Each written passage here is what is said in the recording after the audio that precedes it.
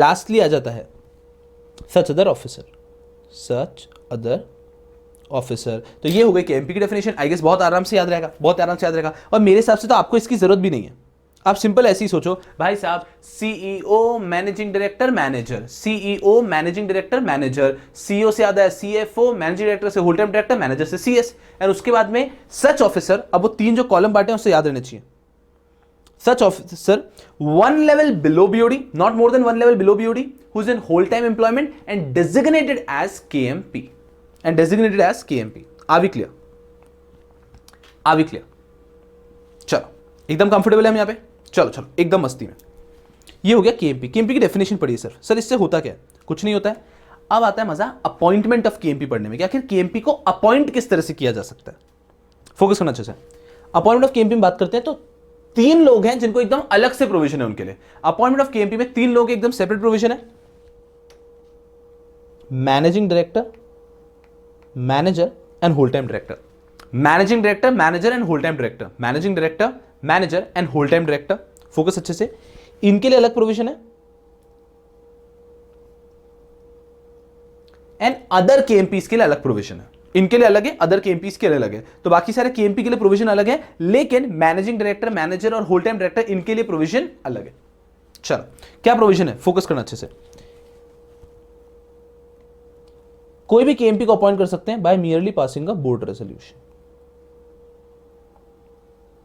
भाई साहब किसी भी केएमपी को अपॉइंट करना है, what you need to do is you need to merely pass a board resolution. But अगर आपको अपॉइंट करना है managing director, manager, whole time director को, ये सबसे की लोग हैं, managing director, manager, whole time director, इन्हें अगर आपको अपॉइंट करना है, एक्सक्यूज मी,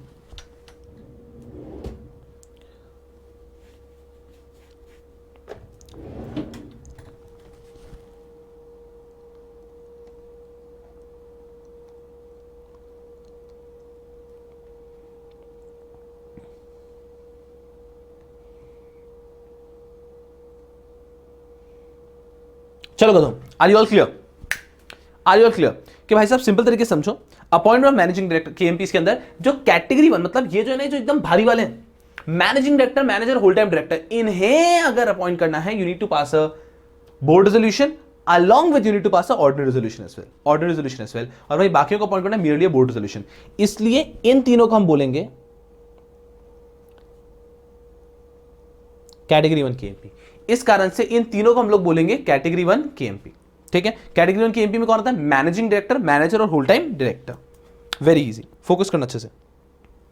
एक छोटा सा पॉइंट है, समझना अच्छे से।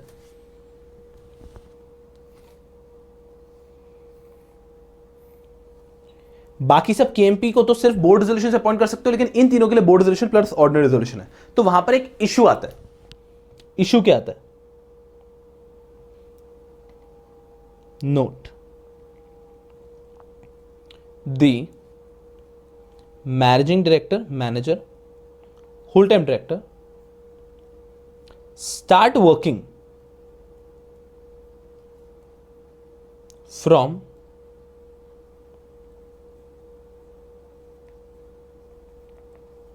The date of board resolution. कि आपका जो डेट ऑफ बोर्ड रेजोल्यूशन होता है ना, कि आपने बोर्ड रेजोल्यूशन दिया और वो काम करना चालू कर देते हैं। These people start working from the date of board resolution. सुनना ध्यान से। If they fail to be appointed at general meeting,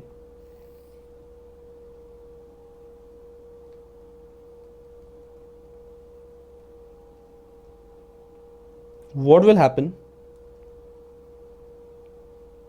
to their actions between this time? I hope you're understanding the issue. Issue समझ में आया क्या? पहले मुझे बताओ, इशू समझ में आया क्या? इशू समझ में आया क्या? क्या इशू हो गया कि ये क्या इशू आ जाता है कैटेगरी वन केएमपी के लिए? मैनेजिंग डायरेक्टर, मैनेजर और होल टाइम डायरेक्टर, इन तीनों के लिए इशू आता है सिर्फ, बिकॉज बाकियों को तो बोर्ड रेजोल्यूशन से अपॉइंट हो जाता है ना। यहां पे इशू है कि board resolution plus share holders approval, तो यहां पर आता है ये इशू। इशू समझ में आया क्या? तो आंसर पाएंगे। इशू समझ में आया ना कि भाई साहब बोर्ड रेजोल्यूशन से उनको अपॉइंट कर देते हैं, बट यार उनके लिए तो ऑर्डिनरी रेजोल्यूशन लेना है, तो आज बोर्ड रेजोल्यूशन लिया, उसके 2 महीने बाद ऑर्डिनरी रेजोल्यूशन लेने वाले हैं, और 2 महीने तक वो लोग काम कर रहे हैं, बोर्ड रेजोल्यूशन करते हैं, उनको अपॉइंट कर दिया, they are working for 2 months, and after 2 months भाई पता चलता है कि हमने उनको ऑर्डिनरी रेजोल्यूशन जब पास किया, शेयर होल्डर से रिजेक्ट कर दिया। सो ये जो 2 महीने तक उन्होंने काम किया है, इसका क्या, बिकॉज शेयर होल्डर्स ने तो उनको अभी अपना असेंट दिया ही नहीं ना। सो कंपनीज एक्ट क्लियरली कहता है कि बिल्कुल परेशान होने की जरूरत नहीं है।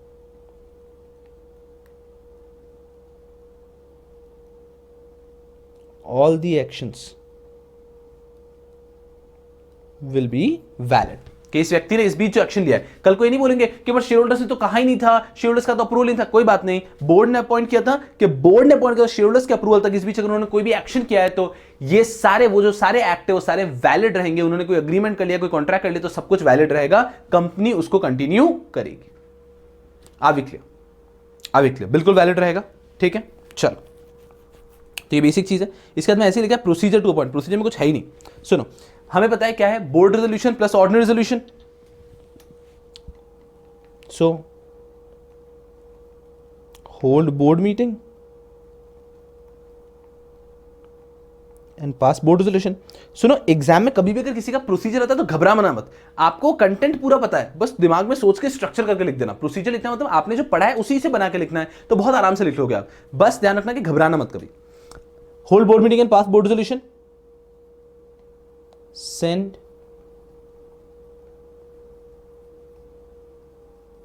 notices to all shareholder. Third, conduct general meeting and pass ordinary resolution. Fourth, file MGT 14। आपको पता है MGT 14 कि जब भी अपन शेयर होल्डर्स का रेजोल्यूशन पास करते हैं तो उसको हमें ROC को फाइल करना होता है, फाइल MGT 14, फाइल MGT 14। अभी क्लियर, सिंपल, कोई परेशानी की बात नहीं है। तो ये हो गया, तो ये मतलब so then it's very easy. तो किसी का प्रोसीजर लिखना आपके लिए बहुत आसान हो जाएगा, राइट। और छोटे मोटे और फॉर्म्स भी वो साथ में फाइल कर सकते हो। हमने क्या पढ़ा, अपॉइंटमेंट ऑफ केएमपी।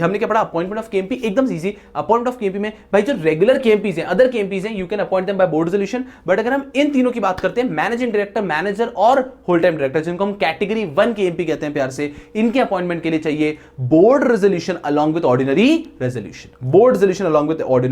रेजोल्यूशन। याद रहेगा।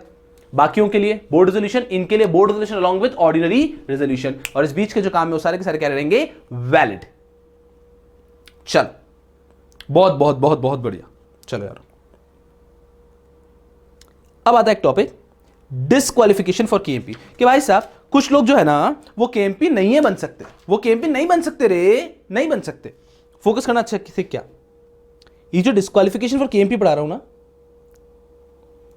This is only for again managing director, manager and whole time director। मतलब this is also for category 1 KMP। क्या डिस्क्वालिफिकेशन है समझना अच्छे से,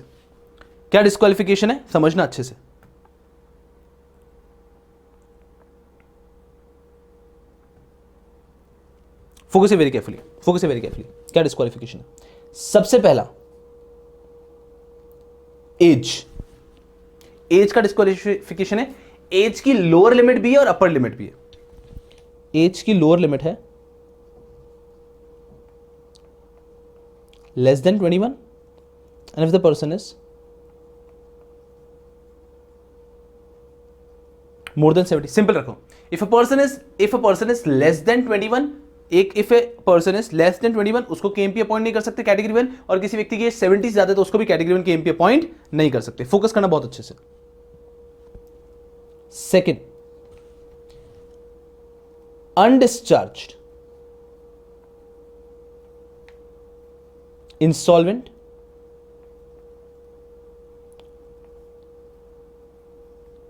and a person ever been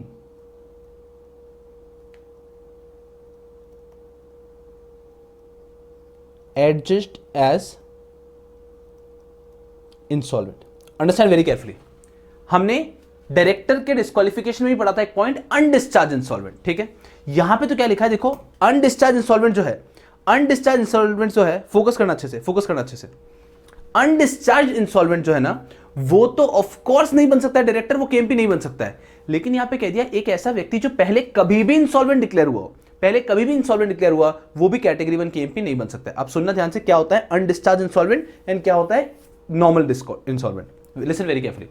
आज मान लीजिए आई फील दैट यार नहीं यार, मेरे असेट्स जो है ना, मैंने बहुत ज़्यादा लोन वगैरह ले लिया है, the loan amount I have on my head is too much and I will not be able to repay it up, I should rather go to a court and declare myself as insolvent, bankrupt. चलो मैंने क्या सोचा, focus करो अच्छे से। मैंने सोचा कि भाई साहब खुद को डिक्लेयर करवा देते हैं इंसॉल्वेंट। मैं गया कोर्ट में, मैंने कहा यार एक काम करते हैं, हे जज साहब मुझे आप इंसॉल्वेंट डिक्लेयर कर दो, मुझे आप इंसॉल्वेंट डिक्लेयर कर दो। फोकस करना अच्छे से, फोकस करना अच्छे से, मुझे आप इंसॉल्वेंट डिक्लेयर कर दो। उन्होंने कहा कि ठीक है पक्के से, मैंने कहा हाँ ठीक है पक्के से। सुनना ध्यान से, उन्होंने मेरे सारे असेट्स ले लिए, all the assets were sold, all the assets were sold, okay, and all the liabilities were possibly repaid, जितना जितना पॉसिबल था वो सब रीपे कर दिया, जिनका लॉस हुआ उनका हो गया। Understand very carefully. फिर कोर्ट ने मुझ पे रेस्ट्रिक्शन लगाए कि अगले 3 सालों तक आप कोई कॉन्ट्रैक्ट नहीं कर सकते, अगले 3 सालों तक आप ये नहीं कर सकते, अगले 3 सालों तक आप वो नहीं कर सकते, ऐसे करके मुझ पे बहुत सारे रेस्ट्रिक्शंस रखे for next 3 years.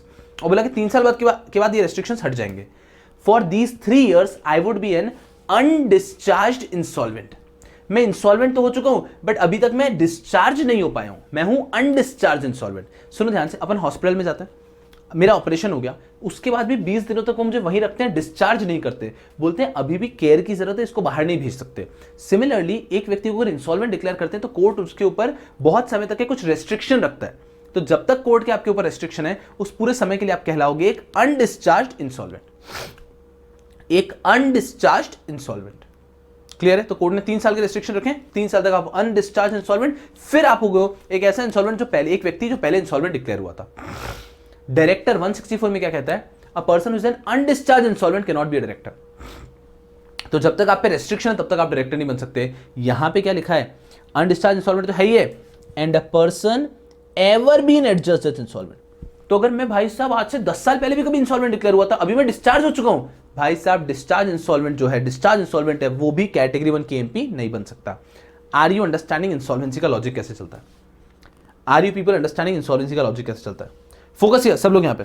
Are you understanding insolvency का लॉजिक कैसे चलता है? टेल मी कि भाई साहब जब तक मुझ पे रेस्ट्रिक्शन है, जब तक मुझ पे रेस्ट्रिक्शन है, I am an undischarged insolvent, उसके बाद मैं डिस्चार्ज हो जाता हूं। तो अगर आपको डायरेक्टर बनना है तो आप अनडिस्चार्ज इंसॉल्वेंट है तो वो डिस्क्वालिफिकेशन है, डिस्चार्ज इंसॉल्वेंट है तो वो डायरेक्टर बन सकता है। बट कैटेगरी 1 केएमपी में तो अनडिस्चार्ज तो छोड़ो, अनडिस्चार्ज तो है ही है, डिस्चार्ज इंसॉल्वेंट जिस पे रेस्ट्रिक्शन खत्म हो चुका है वो भी कैटेगरी 1 केएमपी नहीं बन सकता है। Are you understanding how this insolvency is functioning? Undischarged insolvent क्या होता है और डिस्चार्ज इंसॉल्वेंट क्या होता है, समझ में आ रहा है क्या?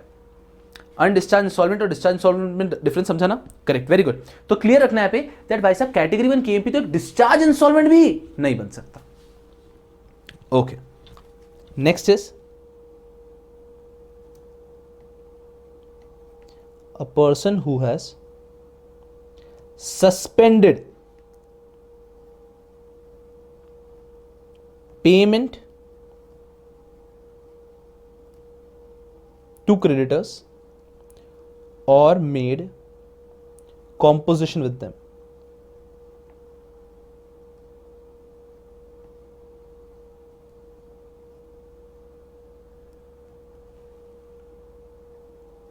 ओके, सो कोई भी व्यक्ति जो कि सस्पेंड हो चुका है, मतलब उसने क्रेडिटर्स को पेमेंट सस्पेंड किया, नहीं दिया, या फिर उनके साथ कॉम्पोजिशन किया। कॉम्पोजिशन मतलब मांडवली की, 10 लाख मांगते हो नहीं दे सकता, 6 लाख दे रहा हूं, लेना है तो लो, कॉम्पोजिशन किया। और लास्ट आता है convicted and imprison for more than 6 months. Convicted and imprisoned for more than 6 months. चलो, ये 4 लोग हैं, फोकस करना, ये 4 लोग हैं जो कि कभी कैटेगरी 1 केएमपी नहीं बन सकते। ये 4 लोग हैं जो कभी कैटेगरी 1 केएमपी नहीं बन सकते। कौन 4 लोग हैं? सबसे पहला हो गया एक व्यक्ति जिसकी एज 21 से कम है, 70 से ज्यादा है, ठीक है। दूसरा व्यक्ति हो गया जो व्यक्ति अनडिस्चार्ज इंसॉल्वेंट है या फिर इवन डिस्चार्ज इंसॉल्वेंट है, a person who has ever been discharged as insolvent, declared as insolvent, ठीक है। उसके बाद में आ गया कि अगर कोई व्यक्ति जिसने कभी अपने क्रेडिटर्स को पेमेंट सस्पेंड किया है, पैसा नहीं दिया क्रेडिटर्स को, या फिर उनके साथ में कॉम्पोजिशन के, and last a person who has been convicted and imprisoned for more than 6 months. सुना ध्यान से,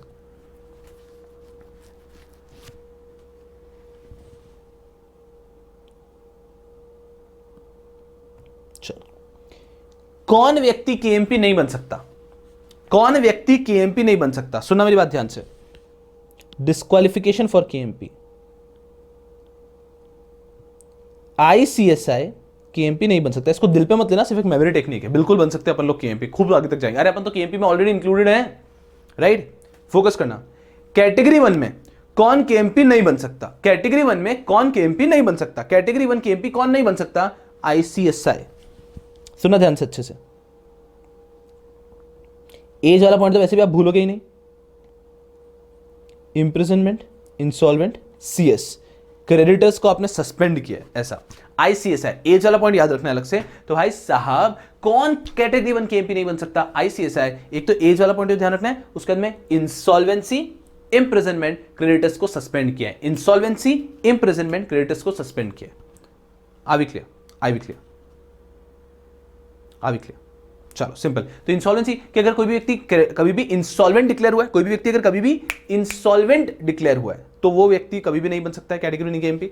और लास्ट पॉइंट, इंप्रिजन हुआ है फॉर मोर देन 6 मंथ्स, वो भी कैटेगरी 1 केएमपी कभी नहीं बन सकता है, ठीक है। सीएस, कोई नहीं भी किसी व्यक्ति ने अगर अपने क्रेडिटर्स को सस्पेंड किया है या उनके साथ में कॉम्पोजिशन किया है, सीएस क्रेडिटर्स को सस्पेंड किया है या उनके साथ में कॉम्पोजिशन किया है, तो वो व्यक्ति भी कैटेगरी 1 केएमपी नहीं बन सकता है। और एज की बात तो आप भूल ही नहीं सकते हो, 21 से कम और 70 से ज्यादा तो वो कैटेगरी 1 केएमपी नहीं बन सकता है। Are you understanding?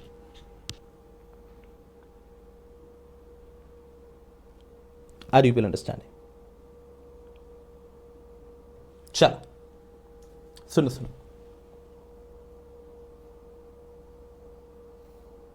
सुनना मेरी बात को बहुत केयरफुली यहां पे। If a company wishes to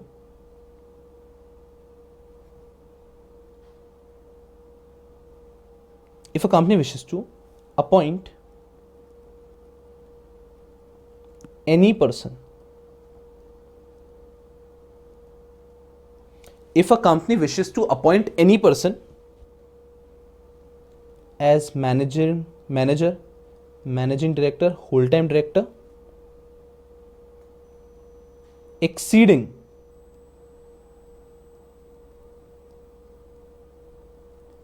70 years of age।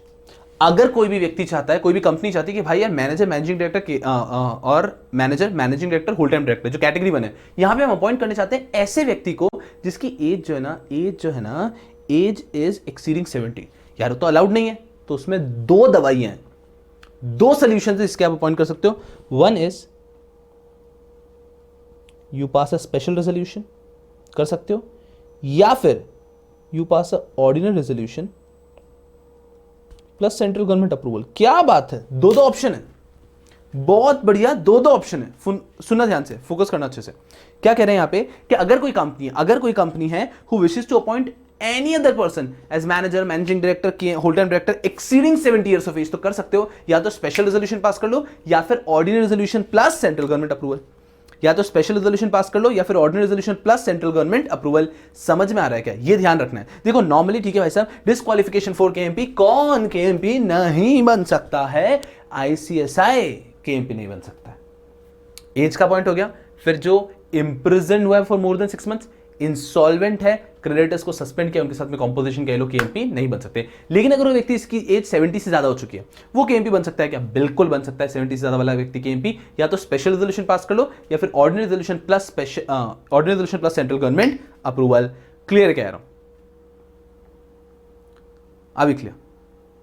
बहुत ही आराम से, ठीक है। अरे बिल्कुल हो सकता है 70 ज्यादा। अरे there are lot of people who are even more than 70 and they are working super. कुछ लोग क्या भारी काम करते हैं? अरे मतलब आप समझो ना मैं आपको क्या कह रहा हूं। कुछ लोगों के लिए age is not the criteria only. मतलब राम जेठमलानी साहब, अब तो वो ऑफ कोर्स हमारे बीच में नहीं है, बट जब वो थे भाई साहब, किस एज तक वो काम करते थे? बहुत भयंकर। अमिताभ बच्चन की बात कर लेते हैं हम लोग, रतन टाटा साहब की बात कर लेते हैं हम लोग। सो कुछ लोगों के लिए age is not an criteria only, वो कुछ एज के आदि भयंकर ही काम करते हैं। तो अगर 70 के प्लस वाले व्यक्ति को भी आप केएमपी अपॉइंट करना चाहते हो तो आप कर सकते हो। तो आपके पास 2 ऑप्शन, या तो स्पेशल रेजोल्यूशन पास कर लो या ordinary resolution plus central government approval. Are we clear? Are we clear? चलो करो। Yes yes yes yes. तो this is all about disqualification. हमने चैप्टर स्टार्ट किया है। हमने चैप्टर स्टार्ट करके क्या पढ़ा? केएमपी की डेफिनेशन याद है, अपॉइंटमेंट ऑफ केएमपी याद है, डिस्क्वालिफिकेशन ऑफ केएमपी याद है। अब केएमपी की डेफिनेशन क्या है? सबसे पहले KMP in relation to company means सबसे पहला CEO, managing director, manager, company secretary, whole time director, CFO, तीनों से एक एक याद आना चाहिए। सीईओ से सीएफओ, मैनेजिंग डायरेक्टर से होल टाइम डायरेक्टर, मैनेजर से कंपनी सेक्रेटरी, और any officer not more than 1 level below the rank of board of directors who is in whole time employment designated as KMP, any other officer. Done. Appointment of KMP, सुनो अगर category 1 है तो board resolution plus order resolution, और otherwise है तो merely a board resolution. फिर आगे disqualification, ICSI, age. Are we clear? Are we clear people? एकदम कंफर्टेबल है यहां पे, एकदम कंफर्टेबल है यहां पे हम लोग। चलो ये हो गया। तो अब बात करते हैं रेम्यूनरेशन ऑफ केएमपी की। रेम्यूनरेशन ऑफ केएमपी एक थोड़ा सा इंपॉर्टेंट टॉपिक है, इज्जतदार तरीके से बैठना। चलो फिर ऑफिसर इन डिफॉल्ट है, ड्यूटीज है, रिमूवल है, बहुत प्यार मोहब्बत से हो जाएगा, कोई तकलीफ की बात नहीं है। चलो रेम्यूनरेशन ऑफ केएमपी, एकदम ईमानदारी से बैठना। चलो आ जाओ, मुझे 1 मिनट दो, I just get the chair.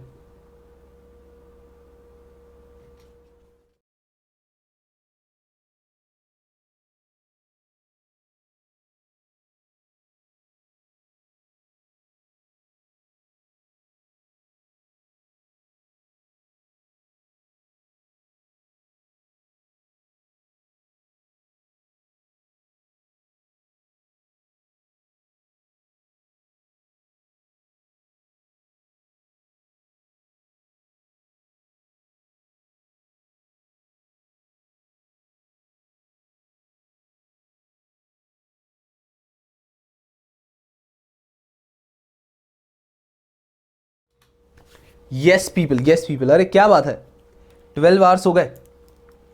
अरे नहीं नहीं, आपके जज्बे को सलाम यार, आपके जज्बे को सलाम। यस यस पीपल, नहीं नहीं, सलाम आपके जज्बे को। मतलब दशहरे के दिन you people are really dedicated towards studies. Yes yes yes, नहीं पीपल, नहीं नहीं, I am telling you, just be proud on yourself when you doing something, be a little proud and repeat the same thing. पढ़ाई भी करो इसी तरह से and just be proud of yourself कि हाँ कुछ अच्छा किया है, और ऐसे ही हम आगे करते रहेंगे। When you push your limits ना, when you push your limits ना, तो फिर आपको और रियलाइज होता है कि आप और क्या कर सकते हो, आप में और क्या पोटेंशियल है। जनरली आप खुद को बोलते रहो कि नहीं यार मैं तो 6-7 घंटे ही पढ़ पाता हूँ, मैं तो 6-7 घंटे पढ़ पाता हूँ, लेकिन when you push your limits then you realise कि हाँ यार ये ताकत है मुझ में, राइट? अरे गधों, नहीं नहीं, बहुत बहुत आभार आपका। चलो गधों, यस यस यस, चलो thank you so much people, thank you so much people, thank you so much. चलो गधों, पढ़ाई करेंगे थोड़ी सी। यस पीपल, चलो चलो चलो गधों। यस पीपल, आपको बहुत बहुत बहुत सारी चीजें सीखनी है जीवन में। मतलब मैं कह रहा हूं, मैं आपसे कोई बहुत ज्यादा बड़ा नहीं हूं, बट कुछ साल बड़ा हूं, तो वो आपकी एज प्लस अगर अपन कुछ 5-6 ईयर्स कर दे तो मैं आ जाता हूं। तो वैसे कहना है कि what I have learned is there is no substitute of hard work. So this is something you have to understand, there is no substitute of hard work. Of course you have to be smart, you can not remain dumb, but there is no substitute of hard work. तो keep working hard and 100% God will bless you with the best possible results. चलो कहता हूं, अरे नहीं NC, I've been there as a student, it's tough. नहीं बस it's okay। सलाम है यारो आपको, ठीक है? और ठीक है, मेरे को खुद को भी सलाम है, बस थप्पी दे देता हूँ मैं, वेरी गुड, बस। चलो कहता हूँ, पढ़ाई कर रहे हैं आप, आ जाओ यहाँ पे। चलिए मैं बात कर रहा था मैनेजरियल रेम्यूनरेशन के बारे में, 100% फोकस यहाँ पे आ जाओ।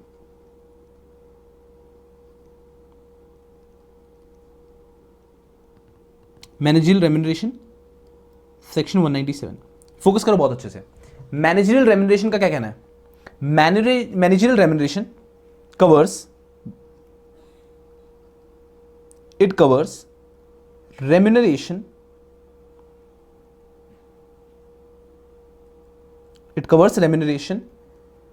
paid to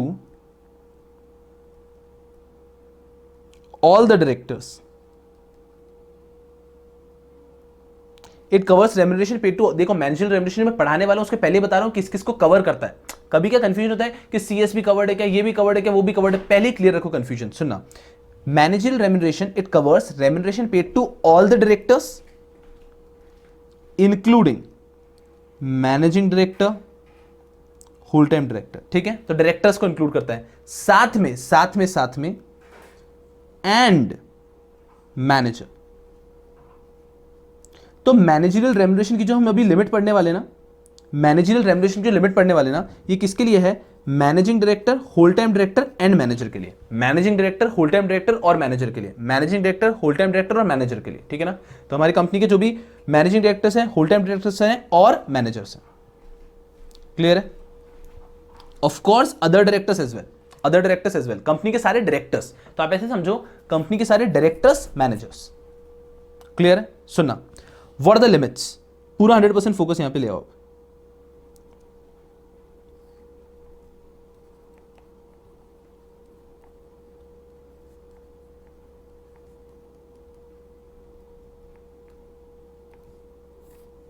what are the limits, focus करना, व्हाट आर द लिमिट्स, क्या आखिर लिमिट क्या है मैनेजरियल रेम्युनरेशन, जो इतना आपने हवा बना रखा है मैनेजरियल रेम्युनरेशन वगैरह वगैरह, तो ऐसा क्या लिमिट है, फोकस करना अच्छे से। डिपेंड करता है कि आप पे कौन सा लिमिट लगेगा। If at all it is a case of profit, in case of profit limit कुछ और लगेगा, एंड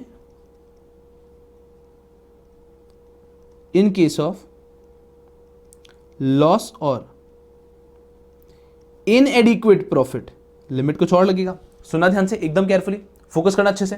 यस यस पीपल, चलो बताओ। So what are the limits, depend करता है लिमिट्स के भाई आपकी कंपनी की हालत क्या है। आपकी कंपनी प्रॉफिट्स में है तो लिमिट ये है, आपकी कंपनी लॉसेस या इनएडिक्वेट प्रॉफिट में है तो लिमिट ये है। इनएडिक्वेट प्रॉफिट क्या होता है ये भी समझाऊंगा, बट रुक जाओ, पहले लिमिट है सबसे ज्यादा चीजें, तो पहले लिमिट क्लियर हो जानी चाहिए, फिर हम एंसिलरी चीजों पर ध्यान देंगे। In case of profit limit क्या है, सुनना, aggregate limit for all directors including managing director, whole time directors and manager, ठीक है। इन सबको मिला के एग्रीगेट लिमिट कितनी है, सो हम सबको पता है द एग्रीगेट लिमिट इज 11%, तो आई गेस हर एक व्यक्ति आपको भी पता है the aggregate limit is 11%। Okay, thumbs up. Now, maximum managerial remuneration to these three, category 1, managing director, whole time director, manager, ये कितनी हो सकती है 10%, and maximum to one individual कितना हो सकता है 5%, क्लियर है। तो कैटेगरी 1 कितना उठा के लिया जा सकता है 10%, इन सब डायरेक्टर को मिला के, सब डायरेक्टर्स को मिलकर कितना 11%, और सिर्फ कैटेगरी उसमें से, कैटेगरी 1 इसमें से कितना ले जा सकता है 10%। अब आता है others, managerial remuneration to other director, depend करता है कैटेगरी 1 है कि नहीं है। कैटेगरी 1 डायरेक्टर्स डिपेंड करता है कैटेगरी 1 है कि नहीं है, फोकस करना अच्छे से। If company has category 1 KMP, मतलब कंपनी के अंदर भाई साहब ये managing director, whole time director, managers हैं, तो भाई साहब इनको सिर्फ मात्र केवल मिलेगा 1%, बचा भी तो 1% ही है, ऊपर 10% तो वो ले जाएंगे 1%। लेकिन अगर मान लो if company does not have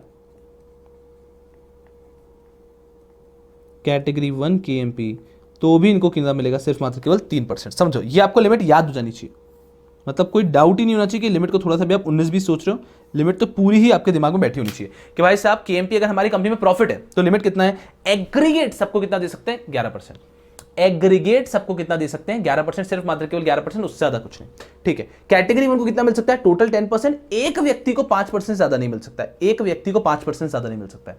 और अदर डायरेक्टर्स को भाई साहब अगर कैटेगरी 1 नहीं है तो 3% मिल सकता है, लेकिन कैटेगरी 1 है तो उनको 10% दिया तो बचा तो 1% ही है ना। अभी क्लियर। चलो, ओके ओके, ये हो गया इन केस ऑफ प्रॉफिट। सबको होता है 11 10 5 3 1, 11 10 5 3 1, 11 10 5 3 1, 11 एग्रीगेट, 10 कैटेगरी 1 का, उसमें से एक व्यक्ति को मैक्सिमम 5 जा सकता है, 3 अगर कैटेगरी 1 नहीं है, 1 अगर कैटेगरी 1 है तो रिमेनिंग के लिए। हर व्यक्ति का ये लिमिट पूरा दिमाग में बैठा हुआ है कि नहीं, मुझे बोलो, मतलब 1% भी डाउट के साथ नहीं होना चाहिए। चलो, ये लिमिट हो जाए। फिर आता है इनएडिक्वेट प्रॉफिट या लॉस के केस में कैसे पेमेंट होगा। इनएडिक्वेट प्रॉफिट या लॉस के बेस में कैसे पेमेंट होगा, उसमें पेमेंट होता है बेस्ड ऑन इफेक्टिव कैपिटल। इसमें होता है बेस्ड ऑन इफेक्टिव कैपिटल। अब एक क्वेश्चन आ सकता है, सर इफेक्टिव कैपिटल क्या होता है? वो भी आपके दिया हुआ है, छोटी छोटी मगर मोटी बातों में दे रखा है मैंने इफेक्टिव कैपिटल की डेफिनेशन भी।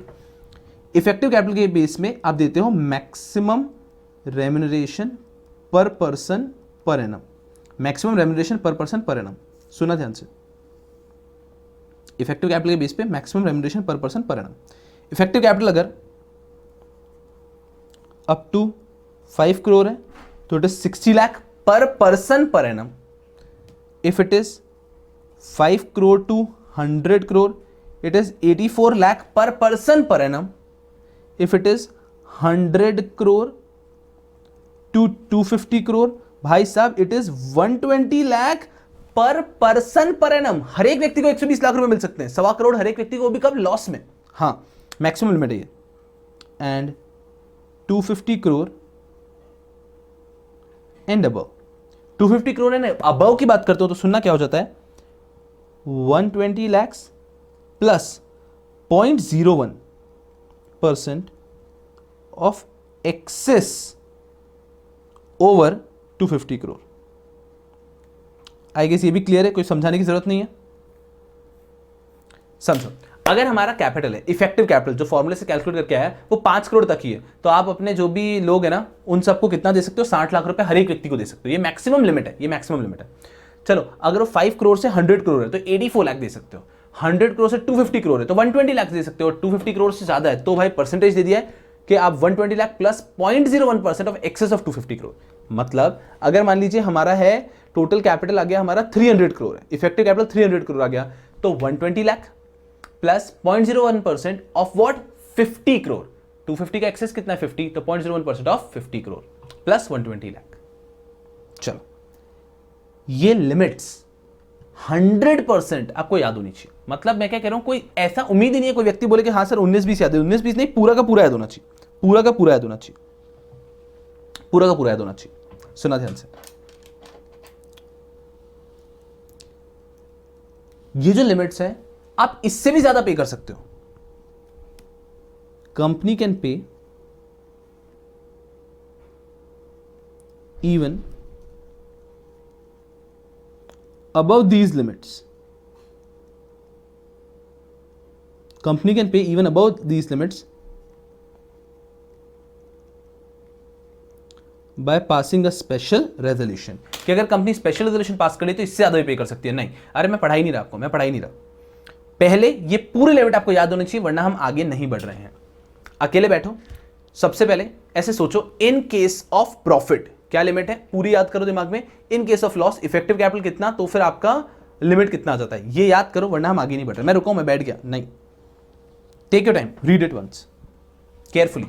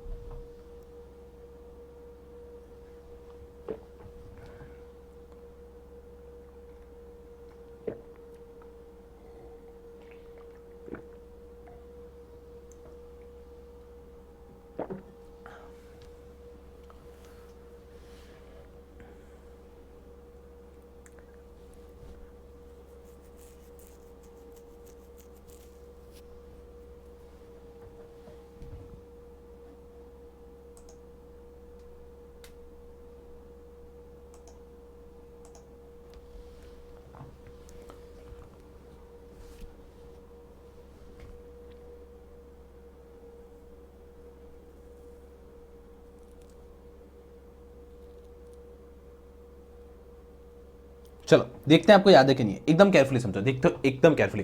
चलो हम इन केस ऑफ प्रॉफिट की बात करते हैं। एग्रीगेट कितना दे सकते हैं, मेरे से पहले बोलना 11%। उसमें कैटेगरी 1 को सबको मिला के कितना दे सकते हैं 10%। एक व्यक्ति को मैक्सिमम कितना दे सकते हैं 5%। चलो ये हो गया।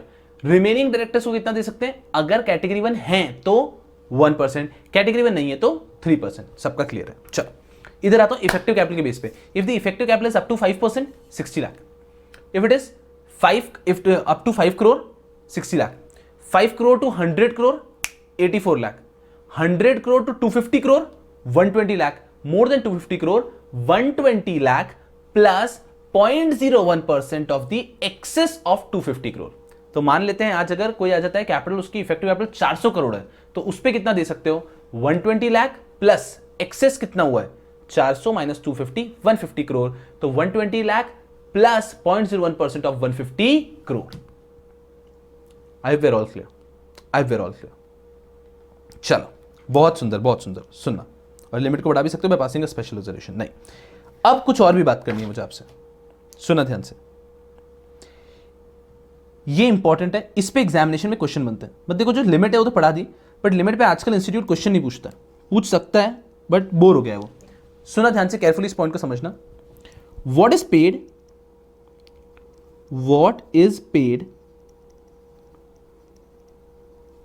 ओवर एंड अबव द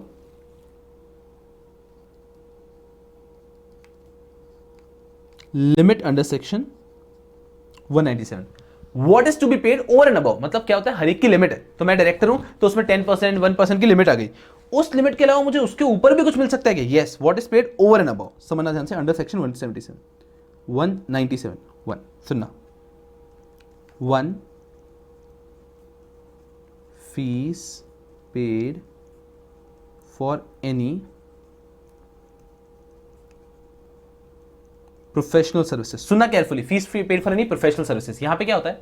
मान लीजिए एक व्यक्ति है जो कि डॉक्टर है, उसको कंपनी का डायरेक्टर बना दिया है, हॉस्पिटल का director, hospital is a company, उसका डायरेक्टर बना दिया, उस व्यक्ति को डायरेक्टर बना दिया। तो the person is a director as well as a surgeon there, as well as a doctor there. तो व्यक्ति क्या करता है? एज अ डायरेक्टर की जो सैलरी लेता है वो तो लेता ही है, और साथ में वो जो सर्जरी करता है ना, उसके लिए वो एक्स्ट्रा पैसे भी लेता है। तो वो ले सकता है क्या? वो इस लिमिट में नहीं आएगा क्या? नहीं आएगा। ये जो लिमिट है ना 11%, 10%, 3%, 2%, 1%, 5% की, अरे ये सब आपकी प्रोफेशनल सर्विसेज के लिए नहीं है, ये आपके डायरेक्टरी सर्विस के लिए, आप जो डायरेक्टर की तरह सर्विसेज दे रहे हैं। तो उसके अलावा अगर आप ऐसे डॉक्टर सर्जरी कर रहे हो और पैसा ले रहे हैं, वो भी ले सकते हैं। आज मैं अगर कंपनी के अंदर काम कर रहा हूं, तो मैंने कहा एक तो भाई तुम्हारे मैनेजमेंट का काम कर रहा हूं और साथ में मैं लॉयर भी हूं, तो मुझसे सर्विसेज ले लो लॉयर की। तो वो लीगल सर्विसेज भी मुझसे ले रहे हैं, तो भाई मैं कंपनी से एज अ मैनेजर जो सैलरी लूंगा वो तो ठीक है, वो इस लिमिट में होनी चाहिए, बट इसके अलावा मैं प्रोफेशनल सर्विसेज के नाम पे ले सकता हूं। So fees paid for any professional services. अब जब भी प्रोफेशनल सर्विस के नाम पे लेते हैं ना, तो आपका जो नॉमिनेशन रेम्युनरेशन कमेटी ना, उनकी नजरों में आप उतने क्वालिफाइड होने चाहिए। तो ये एक छोटा सा कंडीशन होता है कि अगर आप over and above professional service के नाम पे ले रहे हैं, तो नॉमिनेशन रेम्युनरेशन कमेटी की नजरों में you should be qualified enough to take it. अरे वरना लोग क्या करते हैं? अपने वाइफ के नाम पे, अपने बच्चों के तो क्या, अपने किसी भी रिश्तेदार के नाम पे पैसे ले लेते हैं। तो नॉमिनेशन रेम्युनरेशन कमेटी चेक करता है, भाई ये जो प्रोफेशनल सर्विसेज दे रहा है, दे रही है, इज शी और इज ही क्वालिफाइड और not. Okay, fees paid for any professional service, one thing. Second, sitting fees. Sitting fees लेते हैं।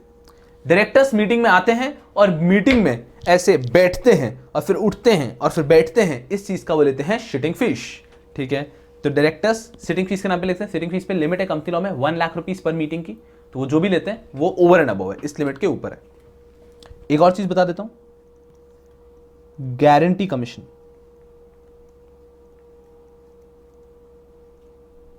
अगर किसी डायरेक्टर ने अपनी पर्सनल गारंटी दी है कंपनी के लिए कि कंपनी को लोन चाहिए था, और किसी डायरेक्टर ने अपनी पर्सनल गारंटी दी है, अपनी पर्सनल गारंटी दी है, तो इसके लिए अगर उसको कोई गारंटी कमीशन मिलता है तो ये भी रेम्युनरेशन के ऊपर है, बिकॉज ये उसने भाई ओवर एंड अबव किया था। तो ये 3 बेसिक चीजें, और भी उसके बाद 3 बेसिक चीजें जो एग्जाम में पूछी जा सकती है, जो कि इस रेम्युनरेशन के ऊपर आपको मिलती है। Fees for professional services, sitting fees and guarantee commission. Professional services का पॉइंट का ध्यान रखना। अब एक और सवाल आ सकता है आपके दिमाग में कि सर आपने पढ़ाया अगर प्रॉफिट का केस है, प्रॉफिट का केस है तो 11%, 1%, 3%, 10%, 5% सब कुछ ठीक है। सर लॉस का केस है तो इफेक्टिव कैपिटल बेस पे, सर ये इनएडिक्वेट प्रॉफिट क्या होता है? सर ये इनएडिक्वेट प्रॉफिट क्या होता है? फोकस करना अच्छे से, इनएडिक्वेट प्रॉफिट क्या होता है?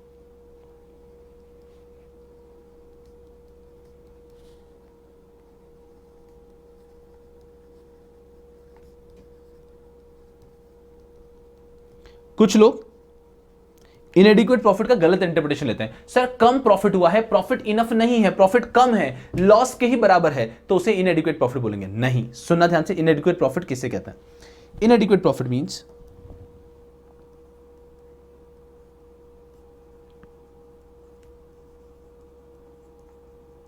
मैं आपके हिसाब से, मुझे ऐसा लगता है, मतलब अनलेस आपने पहले पढ़ा है मुझे ऐसा लगता है कि मेजॉरिटी लोग यहां पे थोड़ा सा गलत ओपिनियन रखेंगे, तो बहुत केयरफुली समझना। ये बहुत कॉमन मिस्टेक है जो स्टूडेंट करता है। What is इनएडिक्वेट profit? When the profit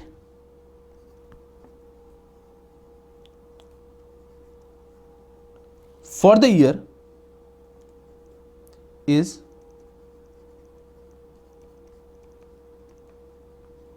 insufficient, when the profit for the year is insufficient to pay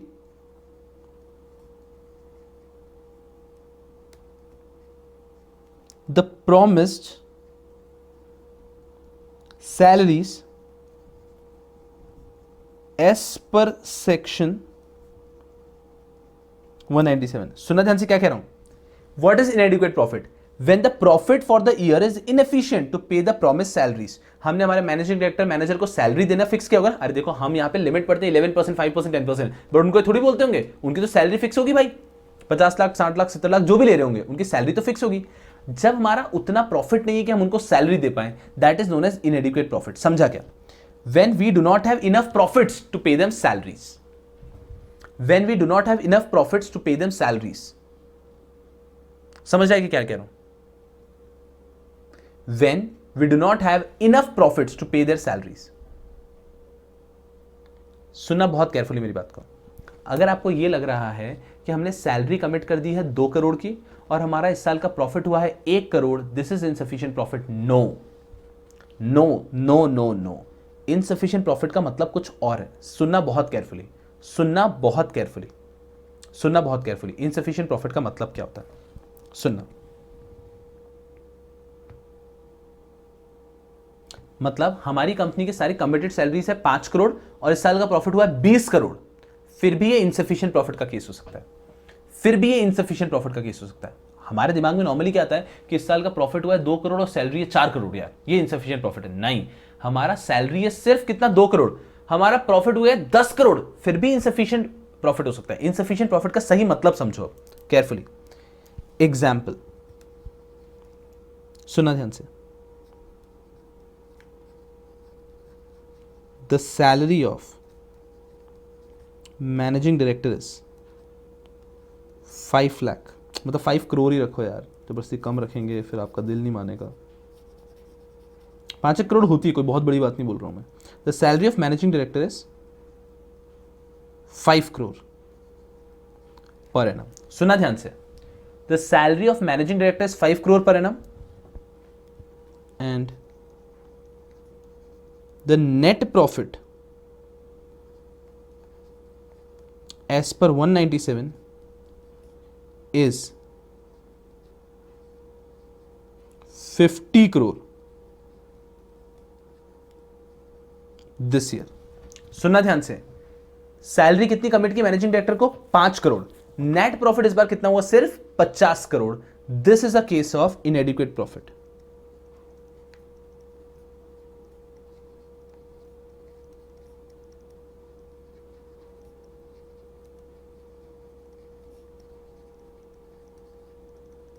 this is the case of inadequate profit. किसी को समझ में आ रहा है कि इनएडिक्वेट प्रॉफिट कैसे हुआ? किसी को समझ में आ रहा है क्या कि इनएडिक्वेट प्रॉफिट कैसे हुआ? टेल मी इनएडिक्वेट प्रॉफिट कैसे हुआ? किसी को समझ में आ रहा है क्या?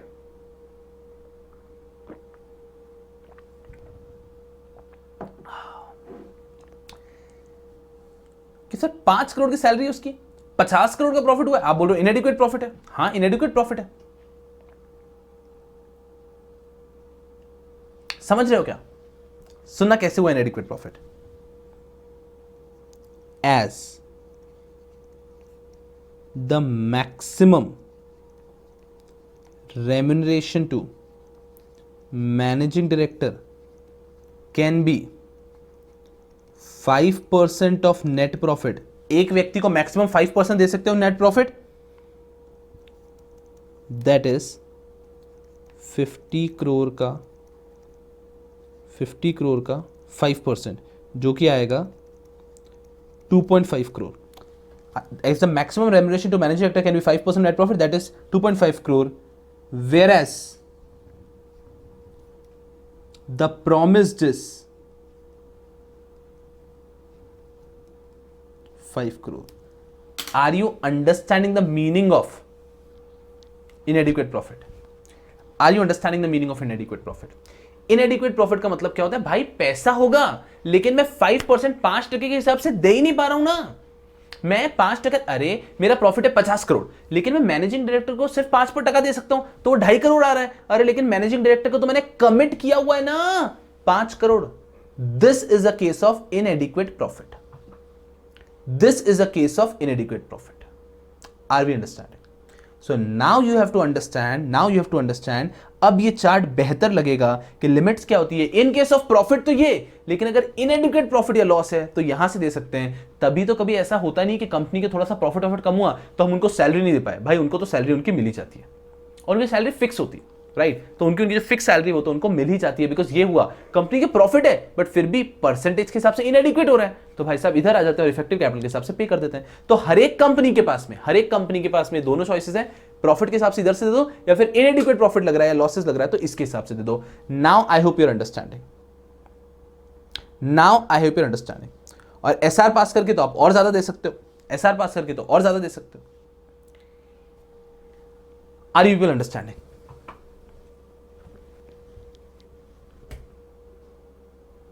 क्लियर है? बट एसआर पास करने के लिए वापस शेयर होल्डर्स को हिसाब बताना पड़ता है ना कि इतने महंगे महंगे हमने डायरेक्टर्स क्यों रख रखे हैं, डायरेक्टर्स इतनी सारी खुद सैलरी क्यों ले रहे हैं? अरे कंपनी मीटिंग में ही कंडक्ट करूंगा यार, मैं इतने पैसे ले रहा हूं इस बार, तो it gets odd. Are you all with me?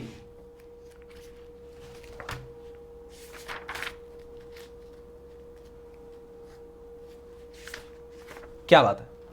So this is all about managerial remuneration. ये लिमिट क्लियर होनी चाहिए, देयर आफ्टर आपको क्लियर होना चाहिए कि what do you mean by कौन सा पैसा इसके ऊपर जाता है। भाई साहब हाँ, ये सारा जो भी हम प्रोफेशनल फीस वगैरह देते हैं, सिटिंग कमीशन है, सिटिंग फीस है, और जो भी गारंटी कमीशन है, ये सब ओवर एंड अबव मिलता है। अभी क्लियर? चल, और साथ में हमने पढ़ा इनएडिक्वेट प्रॉफिट क्या होता है, तो और क्लैरिटी आएगी। And that will be it mostly, ज्यादा कुछ है नहीं। आप officer who is in default, ये बहुत खास डेफिनेशन है समझने के लिए, फोकस करना अच्छे से। Officer who is in default, officer who is in default का मतलब क्या होता है, एक एक करके आप सारे पॉइंट्स पढ़ेंगे कि अगर कभी भी कोई गलती हुई, हम पढ़ते हैं ना पनिशमेंट में, who will be punished, company along with officer who is in default will be fined for 10 lakh rupees. तो वो ऑफिसर इन डिफॉल्ट क्या होता है, कंपनी की किसी भी गलती के लिए, फॉल्ट के लिए, who is actually responsible. Focus करना अच्छे से, officer who is in default. चलो आ जाओ, officer who is in default. First, whole time director, ठीक है? कंपनी में कुछ भी गलत हुआ, होल टाइम डायरेक्टर्स को पहले उठाओ। आप ऐसे समझो कि कुछ भी गलत हो तो इन लोगों को उठा के लेके जा रहे हैं, राइट? तो सबसे पहले किसको उठाओ, चलो उठाओ, बिठाओ। सबसे पहले किसको बिठा रहे हैं, होल टाइम डायरेक्टर को बिठाओ। अरे बिठाओ गाड़ी में, उठाओ, चलो लेके चलो हवेली पे। तो सबसे पहले किसको उठाते हैं अपन, होल टाइम डायरेक्टर। देन उठाते हैं अपन केएमपी। हाँ, सीएस बड़े खुश हो रहे थे ना, ऐसे ऐसे चढ़ा रहे थे ना कॉलर, अब उठाएंगे, तब आके बैठो जेसीबी में, इनको भी लेके चलो। अभी क्लियर? सबसे पहले होल टाइम डायरेक्टर, फिर सीएस, फिर केएमपी को उठा लिया। फिर देखना, सुनना, where there is no KMP, भाई अगर केएमपी नहीं है तो क्या, तो थर्ड पॉइंट की तरफ जाते हैं। Such director or directors as specified by the board in this behalf and who has or have given his or their consent in writing to the board to such specification or all the directors if no director so specified. सुना ध्यान से क्या कह रहे हैं, अगर company में KMP नहीं है तो डेजिग्नेटेड डायरेक्टर्स को उठाओ। डेजिग्नेटेड डायरेक्टर्स मतलब जिनके ऊपर रिस्पॉन्सिबिलिटी दी गई थी डेजिग्नेटेड डायरेक्टर्स को। और अगर कोई भी डायरेक्टर डेजिग्नेटेड नहीं है तो भाई साहब क्रेन बड़ी बुलाओ और सारे डायरेक्टर्स को बिठा लो, सबसे पहले होल टाइम डायरेक्टर, फिर केएमपी। केएमपी नहीं है तो डेजिग्नेटेड डायरेक्टर। सर कोई भी डायरेक्टर डेजिग्नेटेड ही नहीं था, सारे डायरेक्टर्स को उठा लो, ठीक है? तो अब क्या कर चुके हैं, होल टाइम डायरेक्टर को उठा लिया, बाकी डायरेक्टर को भी उठा लिया है अगर केएमपी नहीं है, अदरवाइज केएमपी को उठा लिया, ठीक है? Next, any person who under the authority of board, अब बोर्ड के नीचे वाले लोगों को ले रहे हैं, केएमपी के नीचे वाले लोगों को ले रहे हैं, who under the authority of board or KMP is charge with any responsibility including maintenance, filing, distribution of accounts or record, authorizes actively participates in knowingly permits or knowingly fails to take active steps to prevent any default। सुना ध्यान से, अब ये आ गए कि KMP और board के नीचे अगर कोई व्यक्ति था ऑथराइज्ड पर्सन, जिसको हमने सारा काम डेलीगेट किया था, authorised person who is at fault also, authorised person who knowingly permits or knowingly fails to take active steps to prevent any default, right? तो उसके में कोई भी नोइंग ऑथराइज्ड पर्सन है, कोई ऑफिसर है जिसको हमने काम डेलीगेट कर रखा है, वो व्यक्ति, और उसको पता भी था। सुना ध्यान से, any person in accordance with whose advice direction और instruction the BOD is accustom to act. भाई साहब कोई व्यक्ति अगर हमारे बीओडी को कोई ज्ञान बांटते हैं, हमारे बीओडी को काम करते हैं, तो वो व्यक्ति को भी any person on whose advice direction BOD is accustom to act. Every director, अब क्या हुआ, मान लो यहां पे तो डायरेक्टर को तब उठाया था ना जब केएमपी नहीं था। मान लो केएमपी है तो सेकंड पॉइंट में, थर्ड पॉइंट में डायरेक्टर को उठाया नहीं है, तो नीचे आ गए every director in respect of a contravention of any of the provision of this act who is aware, जिसको पता था, of such contravention by virtue of the receipt by him of any proceeding of the board or participation in such proceeding without objecting to the same or where such contravention has taken place with his consent or connivance। एक ऐसा director जिसको पता था, जिसको knowingly के था, उसके पास knowledge था और उसके सामने सारी चीजें हुई है, उसको भी उठा लेंगे।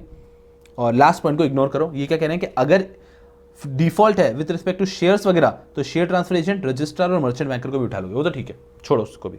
लास्ट पॉइंट को टच ही नहीं करना, फोकस करना अच्छे से।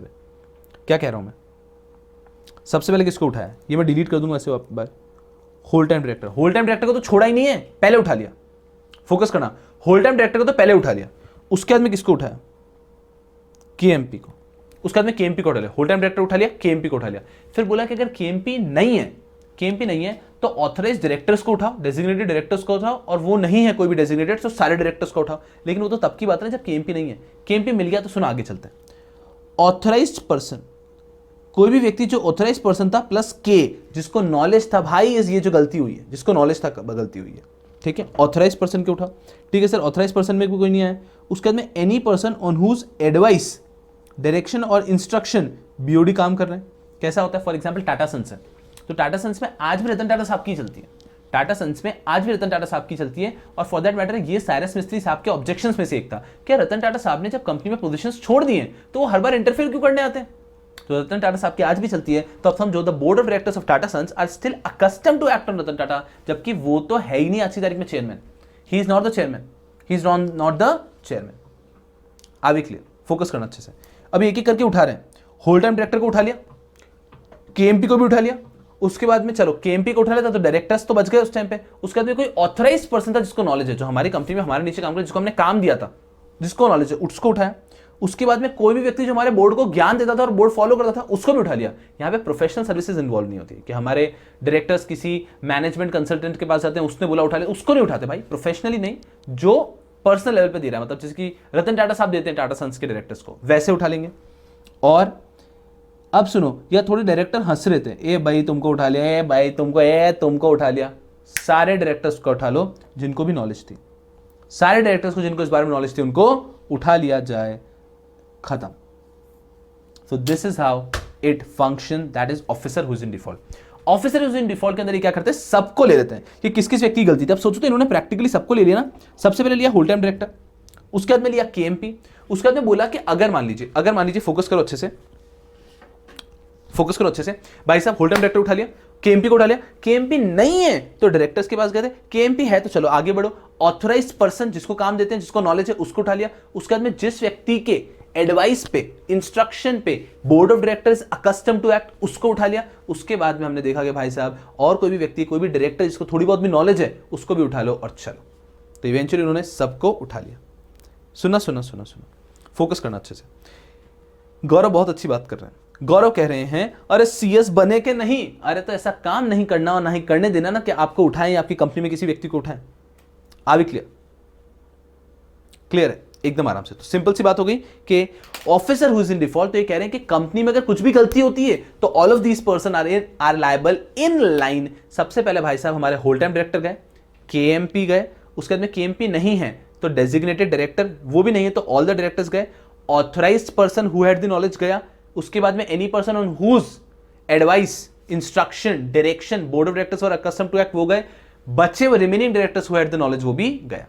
और लास्ट पॉइंट आता है कि अगर शेयर ट्रांसफर रिलेटेड इशू है तो ये share transfer, registrar, merchant banker, ये भी उठा लो, इनको भी अरे उठाओ साहब उठाओ।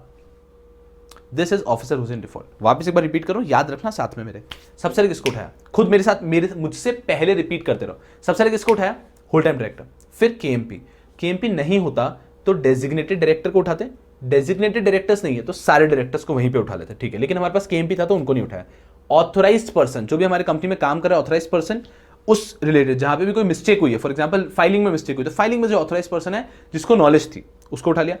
Any person on whose advice instruction the board of directors are accustom to act, उसको उठा लिया, ठीक है। और उसके बाद में हमने भाई साहब जो भी डायरेक्टर्स बचे हैं जिनको नॉलेज थी उन सब डायरेक्टर्स को भी उठा लिया। I hope your understanding. तो क्लियरली मेरे से पहले पहले सोचोगे तो बहुत कंफर्टेबली आप कर पाओगे। चलिए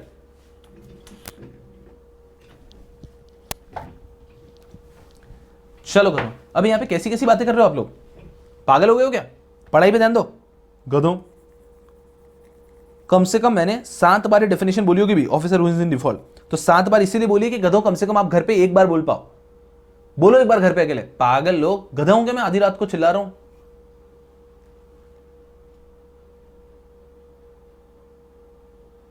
बोलो अकेले, बोलो बोलो, रुका हूं मैं अकेले। अरे सुनो, टाइम वेस्ट नहीं करो, फोकस करो अच्छे से। अरे कोई नहीं, अरे मैं कह रहा हूं थोड़ा सा रुको ना। अरे गधों ऐसी बातें मत करो, बोलो एक बार अकेले, बोलो। मैं कह रहा हूं मैं पिटाई कर देगा, मैं उठा के फिर के गया आपसे। बोलो बोलो बोलो अकेले, बोलो केएमपी की definition, officer who is in default की डेफिनेशन बोलने की कोशिश करो। पहले ये, दूसरा ये, तीसरा ये, चौथा है, बोलो बोलो बोलो बोलो बोलो। Come on come on come on come on people, बोलो बोलो बोलो बोलो बोलो अकेले बोलो। सबसे पहले किसको उठाया? Whole time director. फिर किसको उठाया? केएमपी। थर्ड में अगर केएमपी नहीं होता तो डेजिग्नेटेड डायरेक्टर, डेजिग्नेटेड डायरेक्टर नहीं होते तो ऑल द डायरेक्टर्स। चलो हमारे पास केएमपी था। उसके बाद में authorized person who had knowledge, ठीक है। उसके बाद में any person who gives advice, direction और instruction to our board of directors and our board of directors is accustom to act. और उसके बाद में every director who had the knowledge. खत्म। आ भी क्लियर? चलो इतनी बार बोल दिया गधों, अब दिमाग में बैठना चाहिए। अब आते हैं ड्यूटीज ऑफ सीएस। अब मैं आपको कह रहा पागल हो जाओगे, आप पागल हो जाओगे। अरे मुझे बताओ, आपने उस व्यक्ति को देखा है ना, उस व्यक्ति को मतलब भगवान, हमने देखा ना भगवान को। सुनो सुनो सुनो मेरी बात को बहुत अच्छे से समझना। ऐसे भगवान कैसा होता है कि ये एक हाथ होता है, एक हाथ ऐसे होता है। सुनो सुनो सुनो केयरफुली, भगवान का एक हाथ ऐसे होता है, ठीक है। उसके बाद भगवान का एक हाथ ऐसे होता है, कुछ होता है। फिर भगवान का यहाँ से एक और हाथ निकला होता है, फिर यहाँ से एक और हाथ निकला होता है, यहाँ से एक और हाथ, यहाँ से एक और हाथ, यहाँ से एक और, ऐसे बहुत सारे हाथ होते हैं, राइट। तो अलग अलग भगवान के अलग अलग अवतार होते हैं। तो उसमें फॉर एग्जांपल विष्णु भगवान की बात ले लेते हैं। तो सुनना सुनना सुनना, फोकस करना अच्छे से। तो ऐसे बहुत सारे हाथ होते हैं और हर एक हाथ में कोई ना कोई पर्पस की चीज होती है, राइट। मैं आपको क्या कह रहा हूं, अभी आपको अफसोस होगा कि आपके उतने हाथ क्यों नहीं है। अभी आपको अफसोस कराता हूं कि आपके उतने हाथ क्यों नहीं है। फोकस करना अच्छे से। The topic which we are studying is duties of a company secretary. कि आखिर एक कंपनी सेक्रेटरी की क्या ड्यूटीज होती है। फोकस करो अच्छे से। अरे देखो अफसोस देखो क्या लिखा है, ये हमारी मॉड्यूल से ही लिया है कि सीएस को क्या क्या करना होता है। सुनना, सबसे पहले सुनो, डायरेक्टर्स को सीएस क्या करता है? CS has to give guidance to directors. Focus करना अच्छे से। CS has to give guidance to directors.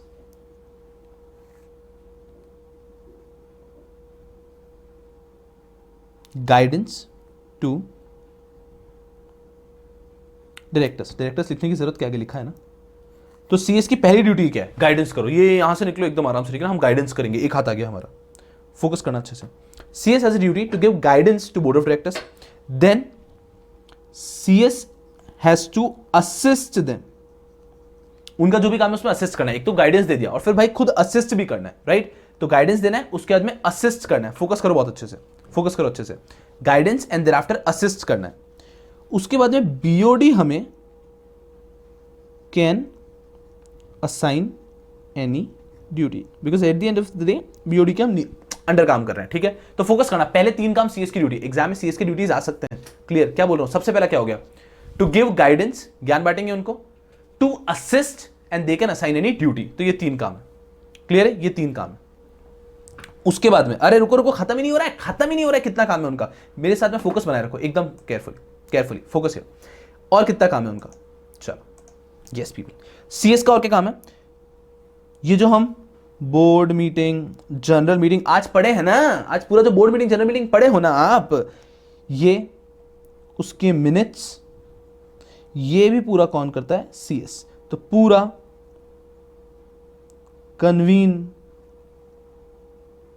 Constitute, conduct board meeting, general meeting, उसके मिनट्स, ये सारा काम भी कौन करता है? सीएस। ठीक है ठीक है, हाथ आ रहे हैं, इतने सारे काम करने हैं। और रुको, खत्म नहीं हुआ है।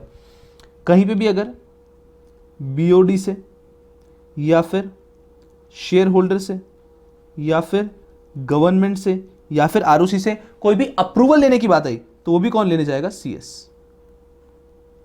To get approval. अरे कहीं पे भी लिखा है ना that obtain approval from central government, कौन लेगा? सीएस। छोड़ो, अगर कहीं पे कुछ गलती हो गई, फंस गए, नहीं अभी खत्म नहीं हुआ है, तो अगर जरूरत पड़ी और ट्रिब्यूनल में कंपनी को रिप्रेजेंट भी करना पड़ा तो कौन करेगा? सीएस। दिमाग में चिपका लो बस, सीएस कैसे करेगा? चारों तरफ काम करेगा, चारों तरफ काम करेगा सीएस, ठीक है ना? फोकस करना, ये जो हमारे मॉड्यूल में पॉइंट्स हैं ड्यूटीज ऑफ सीएस, उसी को मैंने स्ट्रक्चर करके यहां पे रखा है आपके सामने कि सीएस के सुनो ध्यान से, चारों तरफ काम करेगा, चारों तरफ काम करेगा कि भाई साहब ये सीएस है ना, तो इस चीज को डायरेक्टर्स को लेके उनको गाइडेंस देगा, उनको असिस्ट करेगा, उन्होंने कोई असाइन किया तो वो काम भी करेगा, ठीक है? ये इनसे कुछ अप्रूवल भी मैं लेकर आऊंगा, board meeting, general meeting minutes भी मैं कंडक्ट करूंगा, और भाई साहब ट्रिब्यूनल मैं आ रहा हूं, अरे मैं आ रहा हूं। Are we understanding? Are we understanding? इसके अलावा भी बहुत सारे काम होते हैं, बट ये काम है जो बेसिक ड्यूटीज में दिए हुए। तो बेसिक ड्यूटीज में काम है। अरे मेरा क्या कहना है, आप लोग भूल ही नहीं सकते, आप लोग मुझे भूल के बताओ। अरे आप लोग वो टॉपिक को भूल, अरे आप भूल के तो बताओ। यहां पे हम बैठे, सुना ध्यान से, ये यहां पे मैं बैठा हूं, ठीक है? यहां पे बैठा हूं, अरे अरे अरे आपको पता है क्या हो गया? आपको पता है कि क्या हो गया? अरे अरे अरे अरे अरे अरे अरे अरे अरे समझो समझो समझो समझो समझो, मुझे बताओ, एक हल्की सी स्माइल आ रही है फेस पे, एक हल्की सी स्माइल आ रही है फेस पे, हल्की सी स्माइल आ रही है फेस पे? आखिरी पेज पे आ चुके हैं, आखिरी पेज पे आ चुके हैं। मैं आपको क्या कह रहा हूं, आज रात को इतनी प्यारी नींद आने वाली है कि आप सोच नहीं सकते, because you have done something very good. I am telling you, मुझे आने वाली है बहुत प्यारी नींद, बहुत प्यारी नींद आने वाली है, तो आपको भी आज बहुत ही प्यारी नींद आने वाली है। चलो बताओ, उस खुशी के पहले हम लोग अच्छे से टॉपिक्स कंप्लीट करते हैं, फिर वो खुशी मनाएंगे। चलो, duties of a company secretary. चलो यारो, duties of a company secretary क्या था? सारी चीजें बिना देखे बोलना है। इधर 3 ड्यूटीज थी, गाइडेंस देंगे, असिस्ट करेंगे, और वो लोग हमें कोई काम असाइन भी कर सकते हैं। ऊपर भाई साहब ये इनसे कुछ अप्रूवल लेकर आना है ना, गवर्नमेंट हो गया, हमारा आरओसी हो गया, शेयर होल्डर हो गया, बीओडी अप्रूवल भी हम लेकर आएंगे। और ये भाई साहब ये जो लोग हैं ना, मीटिंग भी हम कंडक्ट कर लेंगे, और ये ट्रिब्यूनल वगैरह में भी रिप्रेजेंट भी हम कर देंगे। अरे नहीं, मुझे बताओ याद हो रहा है कि नहीं हो रहा है? अरे बहुत आसान, नहीं अकेले बैठो और ऐसे करो, ऊपर देख के, इधर देख के, इधर देख के, नीचे देख के, बोलो बोलो, जल्दी बोलो, जल्दी बोलो। मैं आगे नहीं बढ़ूंगा, मैं आगे ही नहीं बढ़ूंगा, मैं आगे नहीं बढ़ूंगा, जल्दी जल्दी जल्दी करो। अकेले बैठ के पूरे सीएस की ड्यूटीज बोलो, इधर की 3, ऊपर की 1, नीचे की 1, इधर की 1, जल्दी बोलो, जल्दी जल्दी जल्दी करो। मैं कह रहा हूं मैं आगे नहीं बढ़ूंगा, मैं आगे नहीं बढ़ूंगा, जल्दी जल्दी जल्दी बोलो, जल्दी पढ़ो, अकेले बिना देखे। सारे याद आ रहे हैं कि नहीं? डायरेक्टर्स के 3, ऊपर का 1, नीचे का 1, राइट का 1, चारों दिशाएं चित हो रही है कि नहीं हो रही है? राइट? चलो बताओ, बहुत बहुत बढ़िया। और इसी के साथ में हम लोग आते हैं to the last topic, removal of CS. सुनो, अब यहां पे जो लिखा है मैं वो बता रहा हूं, जैसे इंस्टीट्यूट ने मॉड्यूल में लिख के दिया था, बट कोई सुनो, सुनो ध्यान से, कोई दुखी होने की बात नहीं है। सुनो किस तरह से लिखा है उन्होंने, removal of CS since CS is appointed by BOD. BOD can anytime remove CS. CS को रिमूव करने के लिए क्या प्रोसीजर बता रहे हैं? सिंस BOD ने अपॉइंट किया था, BOD कभी भी CS को रिमूव कर सकता है। सुनना ध्यान से, फॉर एनी रीजन, कि किसी भी कारण से सीएस को बीओडी रिमूव कर सकता है। एकदम सिंपल, फोकस करना अच्छे से। नहीं सुनना ध्यान से, without any reason, for any reason, अभी यहीं पे रोक देते हैं, विदाउट एनी रीजन नहीं लिखते, सिंपल रखो यहीं पे। तो since CS is appointed by BOD, BOD can any time remove CS for any reason. Simple, किसी भी रीजन से निकाल सकता है, but of course however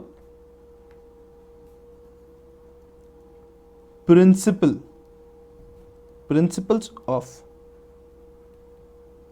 natural justice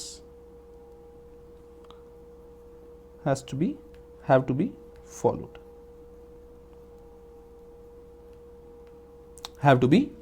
simple. मैं एक और चीज बोलता हूं, अभी ज्यादा मैं मतलब ऑफ कोर्स आप लोग कैसा है कि एकदम भावुक हुए होंगे ना, लेक्चर खत्म हो रहा है बहुत ज्यादा टाइम से, आई डोंट रिमेंबर मतलब कितना हो गया टाइम, 13 आवर्स के आसपास हो चुका है ना, तो आप लोग थोड़ा सा क्या परेशान हो, तो मैं इसके बारे में ज़्यादा बात नहीं कर रहा, बट छोटा समझ बताऊंगा। यू शुड एम, आपका एम ऐसा होना चाहिए that you should start as a CS। मैं नहीं कह रहा हूं कि CS का, जब CS में खूब काम है भाई, and I have seen people working insanely good in CS, but CS करने के बाद में you should try and aim to get a seat on the board. Because CS का एक सबसे बड़ा फायदा क्या है कि CS बोर्ड ऑफ डायरेक्टर्स के एकदम साथ में काम करता है, अगर आप कंपनी में काम कर रहे हैं तो you should try to become one among the board members. मतलब टारगेट होना चाहिए, ऑफ कोर्स उसमें बहुत साल लगेंगे, बट आपका उद्देश्य होना चाहिए कि भाई बोर्ड मतलब डायरेक्टर बनना है। सो देन उस लुकआउट से सोचते हो तो बिजनेस लुकआउट सोचना पड़ेगा, धंधा, कि उस कंपनी का बिजनेस कैसे बढ़ाएंगे, उस बिजनेस में क्या मतलब, then you have to be business oriented. तो तब आप वहां से सोच सकते हो, that should be your aim. मजा आ जाता है, मजा आता है, मतलब ट्रस्ट मी, मतलब becoming a director of a company is a different level of thing. It's like having your own business only, practically it's like having your own business, because director के साथ मोस्टली कंपनी के share capital भी होती है थोड़ी बहुत, ठीक है ना, तो उनके पास कंपनी का शेयर भी आ रहा है, और कंपनी के शेयर प्राइस इतने ज्यादा फ्लक्चुएट होते हैं कि उनकी डेली की नेटवर्थ इतनी ज्यादा चेंज होती रहती है। बहुत भारी काम। तो कोशिश करो जब आप डायरेक्टर CS बन जाओ तो फिर डायरेक्टर बनने की कोशिश करो। चलो यार, यस पीपल, नहीं इतना लोड नहीं रहता, तो लिखा है हम पढ़ रहे हैं, और हर एक के साथ ऐसा होता है भाई साहब, कोई भी जॉब करोगे तो कोई व्यक्ति तो निकाल ही सकता है। तो सिंपल हो गया बात, CS is appointed by BOD, BOD can any time remove CS for any reason, however principle of natural justice has to be followed. Procedure क्या है, कुछ भी नहीं, रिमूव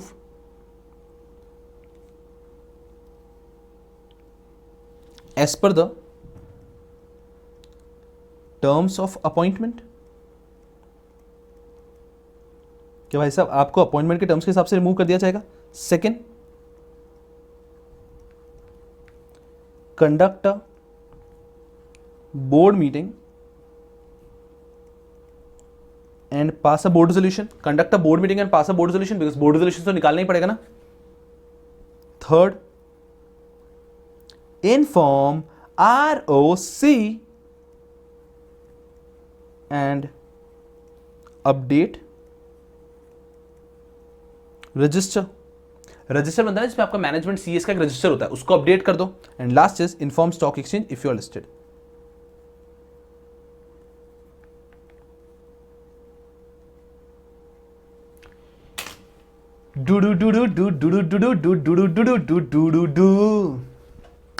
क्या बात है यार, मुझे बताओ, छोड़ो लास्ट टॉपिक पे मत रहो, मुझे बताओ कैसा लग रहा है, कैसा लग रहा है। What I will tell you, अच्छा मतलब हल्का सा बात कर लेता हूँ। आई विल टेल यू, बताए ना, CA हो जाए, CS हो जाए, CA में बोल दो, CPA बोल दो, मतलब CFA बोल दो, इन सब का मतलब एक लिमिट ही है, मतलब कोई भी प्रोफेशन का लिमिट। मैं आपको बस एक आइडिया दे रहा हूँ, ठीक है ना, सुनो, किसी भी प्रोफेशन का एक लिमिट है। अरे गधो सुनो टॉपिक को, मेरी बात को, भले CS हो, भले CA हो, भले कितनी भी डिग्री हो, उसका एक लिमिट है। अगर मतलब trust me, this is something I have seen, मतलब for a good amount of my life. If the person has actually, मतलब उस बंदे में अगर दम है ना, तो वो व्यक्ति एक प्लेटफॉर्म के बाद कहीं भी जा सकता है। मतलब CS हो गया, ये सब आपको एक प्लेटफॉर्म दे देते हैं। तो अगर आप में दम है, अगर आप स्मार्ट वर्क, हार्ड वर्क करते हो ना, तो आप वहां से कहीं भी जा सकते हो। और वहीं अगर आप में दम नहीं है, एक व्यक्ति में दम नहीं है, तो उसको कोई भी डिग्री कहीं ले जा सकती है, वो डिग्री कोई सी भी हो, and mark my words when I am saying this. अरे यू जस्ट थिंक ना, एक बार सोचो, राइट, मतलब I have done CA, CS, I have done LLB, I have done LLM, I have done around 9 diploma courses parallelly. And भाई साहब LLB मैंने ऐसे नहीं, IELTS लॉ कॉलेज से किया था, मतलब मेरे 5 साल में रेगुलर कॉलेज जाके LLB किया, राइट। माई पॉइंट इज, उससे क्या फर्क पड़ता है मुझे बताओ। आज मैं आपको पढ़ा रहा हूँ, क्या फर्क पड़ता है, मेरे पास ये डिग्री होती नहीं होती। मान लो मेरे पास सिर्फ CS होता, तो भी मैं आपको पढ़ा रहा होता इसी तरीके से। मतलब आप यहां पे अगर बैठे हुए मेरी बात सुन रहे हो, तो you are not listening to me because you seen के नहीं इसके पास ये डिग्री है। सुना मेरी बात को ध्यान से कि मेरे पास ये डिग्री है, but you are listening to me because probably आपको लग रहा है कि हाँ ये व्यक्ति कुछ मेहनत करके बोल रहा है। Are you understanding? नहीं यार, इसने ये नोट्स बनाया, इसने जो चार्ट्स बनाया, इसने जिस तरह से पूरा एक्सप्लेन किया, तो कुछ ना कुछ के पीछे बैकएंड पे बहुत सारी मेहनत होगी। That is why you listening to me.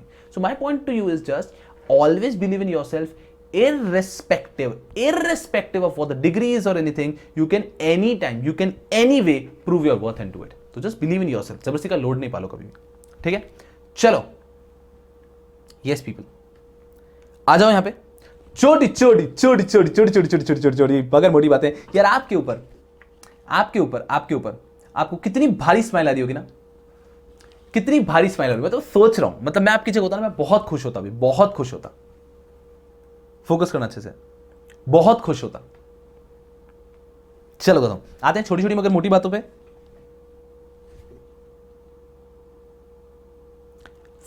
First point, third point आपको पहले से पता है, read the first and third point, read करो एक बार फर्स्ट और थर्ड, ये मैं आपको पहले ही बता चुका हूं बातों ही बातों में।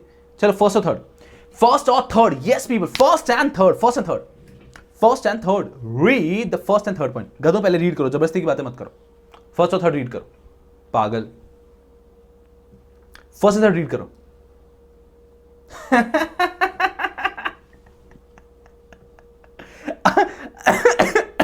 अंजलि कह रहे हैं कि नहीं सर हमें और पढ़ना है। अब कह रहा हूं करो, I can understand what you are going through. भाई साहब अरे नहीं 13 hours is a huge amount of time रे, 13 घंटे बहुत हो गया, बहुत हो गया 13 घंटे। चलो फोकस हियर, नहीं फर्स्ट और थर्ड पहले रीड करो, अब इधर उधर की बातें नहीं, इधर उधर की बातें पढ़ने की बात करूंगा, ठीक है। मैं बैठता हूं ना, आप रुकना ना मेरे साथ, बैठते फिर अपन आराम से रात जमाते हैं, ठीक है गधों। रात ऐसा कुछ भी नहीं है, ट्रस्ट मी, आप लोग हम मुझसे बहुत बहुत आगे जाओगे, बहुत बहुत आगे जाओगे, बहुत आगे जाओगे। और ये मेरी दुआएं नहीं, ये मेरा बिलीफ है, ये मेरा बिलीफ है कि आप लोग मुझसे बहुत आगे जाओगे। चलो फर्स्ट और थर्ड रीड किया, दोनों हम पढ़ चुके हैं। फर्स्ट पॉइंट कहता है कि गारंटी कमीशन जो डायरेक्टर को मिलता है वो ओवर एंड अबव मिलता है, पता है हमको guarantee commission over and above मिलता है, फोकस करना अच्छे से। उसके बाद में ये भी पढ़ चुके हैं, any amount paid for professional service to any director is over and above the limit. भाई साहब गारंटी कमीशन भी ओवर एंड अबव होता है और प्रोफेशनल सर्विस भी ओवर एंड अबव होता है। If the nomination remuneration committee is of the opinion that the director possesses the requisite qualification for the same, मैंने तो आपको कहा था कि आपको जब प्रोफेशनल सर्विसेज के नाम पे पैसे लेते हो तो nomination remuneration committee should be satisfied that you are really qualified to do that, right, simple. तो हमने पढ़ा कि जो प्रोफेशनल सर्विसेज है वो भी ओवर एंड अबव मिलती है उस लिमिट के, गारंटी कमीशन भी ओवर एंड अबव मिलता है। तो ये दोनों चीजें हमें पता था, दोनों चीजें हमें पता था, फोकस करो अच्छे से।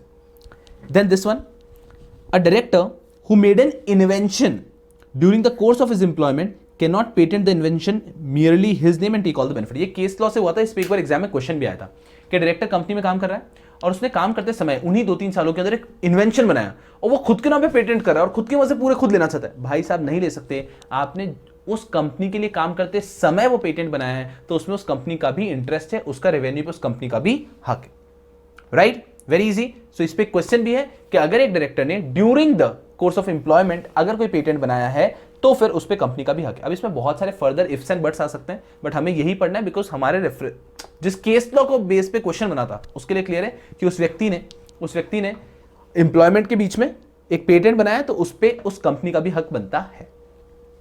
बहुत बड़ा चीज है। और ये आ जाती है आपकी इफेक्टिव कैपिटल की डेफिनेशन। इफेक्टिव कैपिटल की डेफिनेशन फोकस करेंगे। Effective capital means the aggregate of paid up capital, सबसे पेड अप कैपिटल को लेंगे एक्सक्लूडिंग शेयर एप्लीकेशन मनी और एडवांस अगेंस्ट शेयर्स। तो कुछ एडवांस अगेंस्ट शेयर है या शेयर एप्लीकेशन मनी आ चुका है जो अभी तक कैपिटल में नहीं गया है उसको मत गिनो, share capital, securities premium account, reserves and surplus excluding revaluation reserve. तो डिबेंचर रिडम्पशन रिजर्व वगैरह सब ले लो, सारे रिजर्व ले लो रिवैल्यूएशन छोड़ के।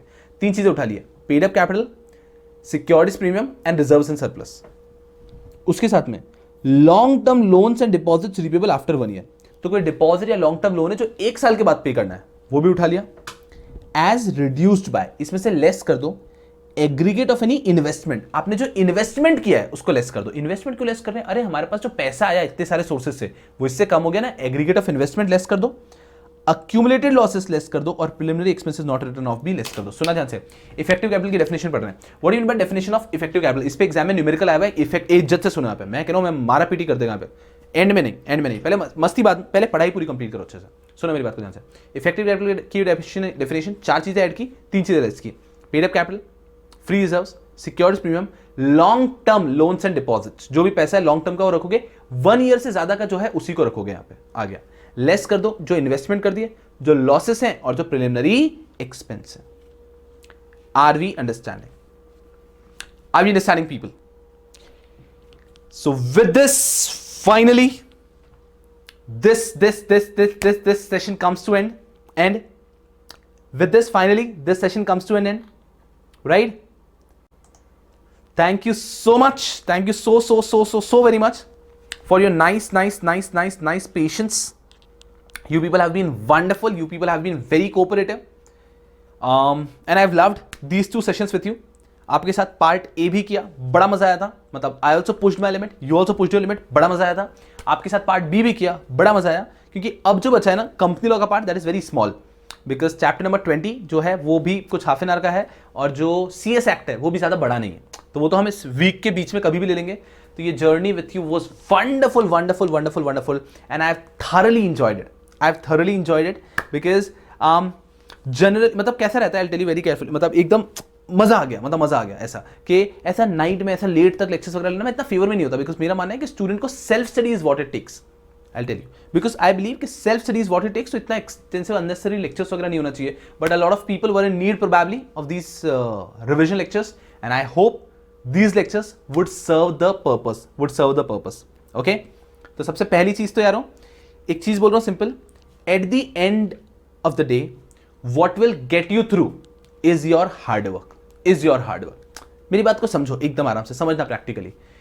These revision lectures are going to give you that push, but eventually you have to work hard, buddy. You'll have to read from your regular notes. You have to work hard because understand, जैसे कि मैं हमेशा कहता हूँ, मैं regular lectures में 140 hours में जो कंपनी लॉ पढ़ाता है, यहाँ मैं कोशिश करता हूँ सबको एकदम इंपॉर्टेंट टॉपिक्स कंसाइज करके आपसे बात कर लूँ। तो मेरा बस ये रिक्वेस्ट यार हो कि मेहनत हार्ड वर्किंग के बिल्कुल भी कंसाइज मत करना, मतलब कुछ गधे पूछेंगे कि सिर्फ ये पढ़ के एग्जाम में चले जाएंगे, पास हो जाएंगे, कैसा वैसा नहीं, गधों पूरा पढ़ो यार, ये आपको एक पुश देगा, अंडरस्टैंडिंग देगा एक एक टॉपिक की, जिससे कि आप पढ़ सको, बट आपको मेहनत करनी है, आपको पढ़ना है। If it all you are working hard, then there is nothing in the world which can stop you, there is nothing in the world, entire world which can stop you, okay people? So keep working hard, make me proud and make your parents proud. Thank you so much, thank you so much, thank you so much people, thank you so much. And of course मैं भी एक human हूं, तो अगर पूरे lecture में कहीं मुझसे कुछ गलती हो गई हो, एक आधा कुछ, तो मुझे माफ करिएगा, ओके? छोटी मतलब of course it's human error possible रहता है when the lecture is so extensive, तो अगर कहीं मुझसे कुछ गलती हो गई हो, आई एम रियली सॉरी, मुझे माफ करिएगा।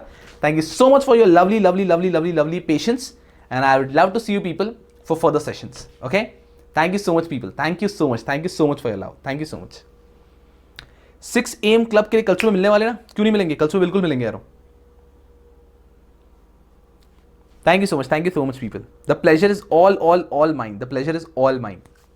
Okay? And I'll come YouTube live separately this week. अगर कोई व्यक्ति को ऐसा लग रहा था ना कि उससे मुझसे कुछ बात करनी थी और मैं लेक्चर में कर नहीं पाया, तो मैं इसी वीक में कभी एक YouTube लाइव आएगा, ठीक है? चलो, पुणे में आपके लाइव लेक्चर्स के बाद आज संडे पूरा, अरे काव्या, yes काव्या, अरे I miss the live lectures a lot. Thank you so much. Chalo people, thank you so much. It all means a lot to me, okay? And it's a learning phase, people. It's a learning phase. So if at all you feel that I've got any scope of improvement, of course I have a lot of scope of improvement. But अगर कोई भी आपकी नजर में आता है जहाँ पे आप चाहते हैं improve करना, तो please let me know, okay? Amandeep पूछे SLCM का कैसे रहेगा? SLCM का मैं exactly आपको जो टॉपिक्स है ना ग्रुप पे ही डिस्क्लोज कर पाऊंगा, ओके? अभी मैं से बता रहा हूं कि नेक्स्ट 2 संडेज सिक्योरिटीज लॉ को डेडिकेटेड रहेंगे, नेक्स्ट 2 संडेज सिक्योरिटीज लॉ को डेडिकेटेड रहेंगे, ओके? तो जैसे हमने 2 संडे में कंपनी लॉ का पूरा महारिविजन टाइप्स किया, वैसे ही हम अगले 2 संडे में सिक्योरिटीज लॉ का करने वाले हैं, okay? Thank you so much people, thank you so much. Neetal, thank you so much, your words are really motivating. Saumya sir please notify before coming, yeah certainly Saumya, मैं ग्रुप पे नोटिफाई करेगा ना, आपको नोटिफाई करेगा, मैं फ्री आएगा, डोंट वरी। चलो कदम, now I guess it's time. Thank you so much for your love, for your so many good comments. Thank you so much. Mansi, वो थोड़ा सा restriction ऐसा रहता है that as exams come near ना, so then the daily quantum of messages increases a lot. मतलब अगर मैं अभी भी ओपन करूंगा कि आज दिन भर में, तो मिनिमम आप समझो 300 to 400 मैसेजेस होंगे। सो ऑफ कोर्स वो थोड़ा समय का इशू रहता है, देयर आफ्टर प्रोफेशनल के भी मेरे भी सेम तरह से लेक्चर्स चल रहे हैं, इस कारण से थोड़ा सा डिले हो जाता है, okay Mansi? But I will come live, तो प्रोबेबली उससे भी आपका प्रॉब्लम सॉल्व हो जाएगा, okay? Thank you so much for your nice words, thank you so much people, thank you so much. No of course Deep, I am not going to do that. Thank you so much people. चलो करो, now you please sleep, take care of yourself and you sleep like a baby today. मतलब यार नहीं, you done something good भाई, कुछ कराया आज, sleep like a baby. And कल सुबह उठ के खूब सारी अच्छे से स्ट्रक्चर करो, पढ़ाई करो, और इस चीज को डिटेल में पढ़ के रैप अप कर लेना पूरा एंड टू एंड, ठीक है यार? चलो, Okay, people, I'll again repeat the same words. Make me proud, make your parents proud. Tada. Bye. Bye.